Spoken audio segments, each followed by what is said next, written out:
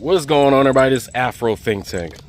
You know, a lot of Africans, when they come to America, and they were never exposed to the American racism, because keep in mind, even though Africans are affected by global racism, the face of the racism, the face of the oppression is black like them, right? So they don't have any point of reference to American racism because the TV doesn't advertise. The TV doesn't advertise American racism, all right? Right, when you watch American TV, it doesn't advertise American racism, but it does advertise the result of propaganda created because of American racism. You got to understand that. Now, African Americans don't really understand that the other people don't understand our racism, right? And that does frustrate us, how Africans can come to America and seemingly be on the white people's side automatically. It's like, bruh, you black like me, but they don't realize it, right? Because their entire world's been black. They've never had to be black in contrast with so many others, right? They've never lived in a white society as a black person. So they simply just don't know. It's pure ignorance, right? But eventually they find out. And when they find out, then they know. Then their eyes are opening. They're open to what it is that we have been screaming from the mountaintops. But the good thing nowadays with this social media, right? With social media and so many African people coming on deck with their social media pages sharing the struggles of African Americans, and them also sharing the struggles of Africans who are shocked by the racism that they experience, that dynamic is changing. Now the people on the continent are being armed, right, with information about how America really is, about American white racism before they come over here.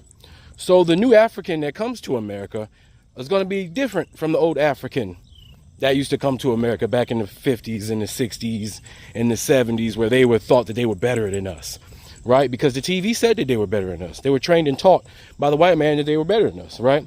But now they know they're just like us, and they know that we're not those lazy, non-working, complaining people that white people told them we were while they were telling them to stay away from us, because they wanted to have blackness. White people like to be around and utilize black people, right? They just want to make sure they don't have a mad black person.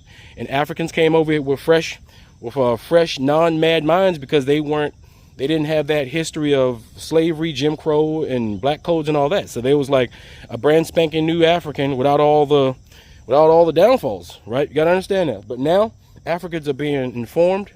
They're being educated. So now white people can't manipulate them the way they used to. All right. So without further ado, I'm going to let a very famous South African comedian and another individual explain just as much, so we can have a better understanding. And so we won't be so mad at Africans because they had these attitudes. Keep in mind, these attitudes were also engineered by the white man. All right. So we have to deconstruct. We have to deconstruct these narratives, this disinformation that's being permeated through our brothers and sisters' minds, so that we can all collectively move forward and elevate. Anyway, that's all I gotta say. It's Afro Think Tank. Learn some, teach some. I'm out.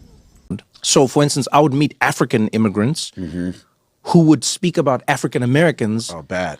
They would just be like, why don't they like they're like Republican they're like in their vibes. mean white people. Yeah, Like worse. Actually. if we're honest. Well, worse because They don't they're want entitled. to. They don't want to work. Yes, Let me exactly. tell you something about Black Dude, Americans. don't crack me up with this, bro. They don't want to I've work. heard this. Yes. They don't go to school. Right. They love to do all crime. of these axes. They Why are you wasting They these? love to do crime. They love to do crime. Let me tell you something. They love to do crime? They are not African American. They're just American. I don't know why they put African. The way they are dressing, their pants, their trousers are falling. And you're like, wow, this is like full on.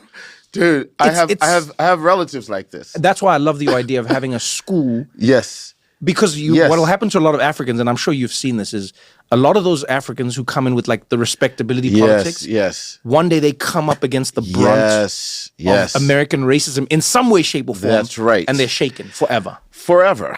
I mean, I have also that point. I have an uncle, Uncle Manny. He's now passed, and it wasn't until his later years that he talked about. He lived in Minnesota. Lisa, my cousin Lisa, he raised her, and he talked about like being used because he realized that I wasn't angry. So he came in the '60s, had success as a corporate guy, but he was a token.